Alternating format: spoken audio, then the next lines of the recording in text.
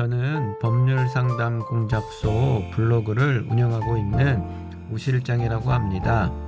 가정이 파탄이 난 경우, 그래서 이혼을 하게 되면 자주 듣게 되는 용어가 있습니다.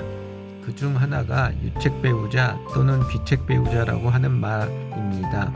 유책배우자, 비책배우자는 혼인관계 파탄, 즉 이혼을 유발한 책임이 있는 배우자를 말합니다. 물론 서로가 상대방 때문에 이혼을 한다는 말을 하는 경우가 많습니다. 법원의 판결로 갔을 때 양 당사자 중 누가 파탄에 책임이 있는지를 판단하게 됩니다. 물론 대부분의 경우에는 쌍방유책, 즉 양 당사자 서로에게 파탄의 책임이 있다고 판결이 나오는 경우가 많습니다. 유책 배우자로 인정이 되는 경우는 보통 외도를 했거나 또는 폭력을 행사했거나 또는 중독에 빠졌거나 하는 등의 명백한 사유가 있어야 합니다. 이 정도가 되어야지만 유책 배우자에 해당이 되고, 물론 그러기 위해서는 반드시 그 증거가 있어야 합니다. 물론 명백한 유책 사유가 아니더라도 부부 중 한 명의 좀 더 큰 유책 사유가 있는 경우도 있습니다. 그렇게 유책 배우자로 인정이 되는 경우에는 그 파탄의 책임을 물어서 위자료 지급 의무가 있습니다. 물론 쌍방귀책의 경우에는 서로에게 파탄의 사유가 있기 때문에 위자료는 인정되지 않습니다. 앞에서 언급했듯이 유책 배우자로 인정이 되어서 위자료를 받기를 원한다고 하면 반드시 그 증거가 있어야 합니다. 증거가 없으면 아무리 상대방이 유책 배우자라고 하더라도 위자료가 인정되지 않습니다. 그리고 유책 배우자로 인정되면 유책 배우자는 본인이 이혼을 원하지 않는다고 주장하더라도 이혼이 될 수밖에 없습니다.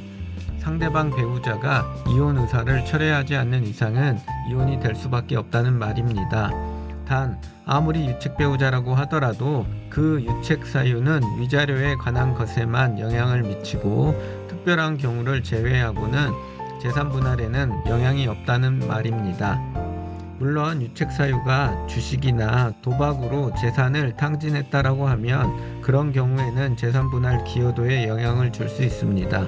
하지만 그런 것들을 제외하고는 재산 분할에는 거의 영향이 없고, 그 유책 사유는 위자료에만 영향이 있습니다. 그러하기 때문에 본인이 유책 배우자, 특히 외도를 한 배우자라고 하더라도 재산 분할을 포기하거나 할 필요는 전혀 없습니다. 특히 외도한 배우자들은 양심의 가책과 이혼 후 아내가 자녀를 홀로 양육해야 하고 본인 때문에 이런 일들이 발생했다는 죄책감으로 재산 분할을 다 포기하고 나오는 경우들이 있는데 절대 그렇게 할 필요가 없습니다.